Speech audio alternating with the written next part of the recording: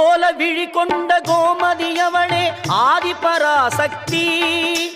நீல விழி கொண்ட காளியும் அவளே ஆதிபராசக்தி.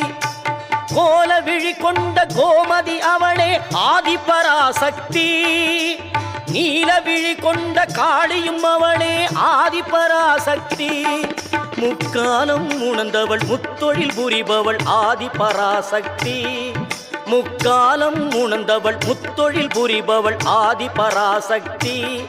திரிசூலமும் தாங்கிடும் சுந்தரி அவளே ஆதிபராசக்தி. மேல்மருவத்தூர் ஆதிபராசக்தி மலர்பதம் பாடிடுவோம்.